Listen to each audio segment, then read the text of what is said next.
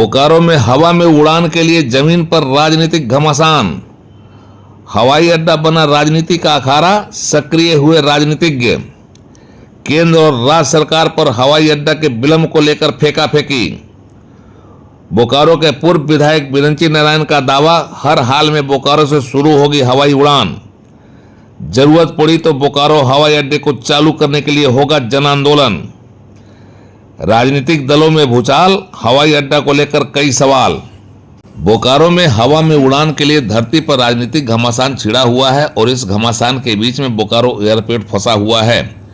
उड़े देश के हर नागरिक को ध्यान में रखते हुए उड़ान योजना के तहत बोकारो एयरपोर्ट को विकसित किया गया और यहां से हवाई उड़ान के लिए डेट पर डेट तय किए गए, लेकिन यहां से लोगों का हवाई उड़ान का सपना पूरा नहीं हुआ और न ही यह एयरपोर्ट उड़ान के काबिल या सिविल एविएशन के मानक पर खड़ा उतर पाया है।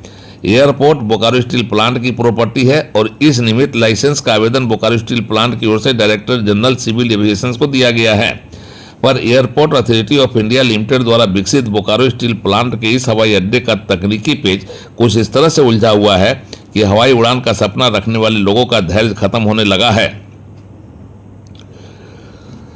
और हवा में उड़ान को लेकर धरती पर राजनीतिक घमासान की स्थिति बनने लगी है।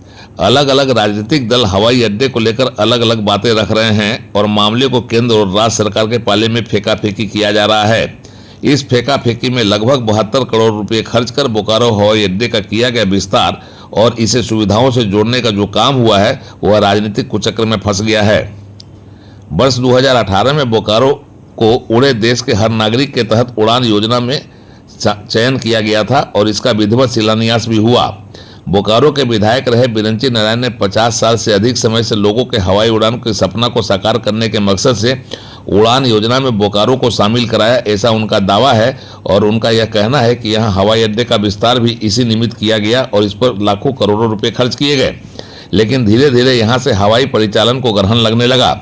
हवाई अड्डे का संचालन को लेकर कई जरूरी कदम उठाने थे, जिसकी कमी के कारण इसे अभी तक हवाई उड़ान का लाइसेंस नहीं मिल पाया है और डीजीसीए कई बिंदुओं पर ध्यान आकर्षित कर उसके निपटारे को जरूरी बता रहा है। अभी यह मामला फंसा हुआ है और राजनीति को गर्म करने लगा है। बोकारो हवाई अड्डे को लेकर जन दबाव भी बढ़ा है और यहाँ से कमर्शियल उड़ान शुरू होने में हो रही देरी से जनप्रतिनिधियों की मुसीबत भी बढ़ रही है। बोकारो के निवर्तमान विधायक बिरंची नारायण लोगों के हवाई उड़ान के सपना को अपना ड्रीम प्रोजेक्ट बताते हैं और समय पर इसे चालू नहीं हो पाने का उनको मलाल भी है, पर वे इस मसले पर हो रही राजनीति से अपना मुंह खोलने से खुद को रोक नहीं सके और आरोप लगा दिया कि एयरपोर्ट को लेकर जो भी देरी हो रही है वह राज्य सरकार के स्तर से है।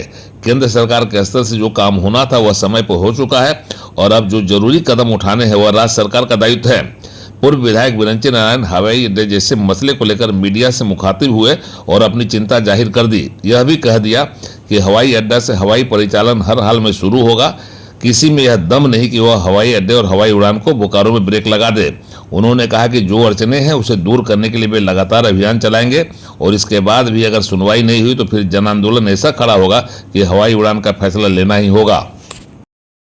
दुनिया की कोई ताकत बोकारो में एयरपोर्ट शुरू करने से रोक नहीं सकता है। मैं आपको विश्वास के साथ कहता हूं और मुझे जितनी, मैं आज विधायक नहीं हूं लेकिन 1,26,231 लोगों ने अपना आशीर्वाद मुझे दिया है। मैं उनको हाजिर नाजिर जानकर कहता हूं कि पूरी ताकत जितनी होगी, एक पूर्व जनप्रतिनिधि के नाते 1,26,231 लोगों के प्रतिनिधि होने के नाते मैं पूरी ताकत लगाऊंगा। मुख्य सचिव से मिलूंगा, माननीय मुख्यमंत्री जी मिलने का समय देंगे, उनसे भी मिलकर बात करूंगा। नहीं समय डीसी बोकारो से बात करूंगा कि आप पहल करिए और यदि ये चीजें नहीं होंगी तो मुझे आंदोलन करने से कोई रोक नहीं सकता है। बोकारो की जनता के हित में बोकारो का एयरपोर्ट शुरू हो, जल्दी से जल्दी शुरू हो। मैंने भारतीय जनता पार्टी के अपने वरिष्ठ नेताओं को भी कह दिया है, भारतीय जनता पार्टी के जिला अध्यक्ष जी को भी कहा है कि भाई हम लोग मिलकर एक जोरदार आंदोलन करें। बोकारो हवाई अड्डे को लेकर जो पेच है उस पर भी पूर्व विधायक ने मुखर होकर राज्य सरकार पर हमला बोला और मामले को सरकार की इच्छा शक्ति के साथ जोड़ दिया। नहीं, मैं समझता हूं कि इच्छा शक्ति की कमी है राज्य सरकार की और राज्य सरकार को विकास के चश्मे से देखना चाहिए, न कि इसको बायस्ड नजरिए से देखना चाहिए। हेमंत सोरेन जी अगर चाहते तो एयरपोर्ट कब का शुरू हो जाता। आज हेमंत सोरेन जी चाह लेंगे तो 3 महीने के अंदर एयरपोर्ट शुरू हो जाएगा, मुझे पूरा विश्वास। केंद्र सरकार को जो काम करना था लगभग उसने कर दिया है। सिर्फ एक जो वॉच टावर की बात है जो मैंने कही है, उसके लिए भी एयरपोर्ट अथॉरिटी कॉम्प्रोमाइज करने के लिए तैयार है, लेकिन राज्य सरकार पहल तो करे। ठीक है। सांसद जी तो चाह रहे हैं कि शायद धनबाद चले जाए। देखिए, सांसद महोदय जी क्या चाह रहे हैं नहीं चाह रहे हैं उस पर मैं कुछ भी कहना नहीं चाहता, एक शब्द भी नहीं बोलना।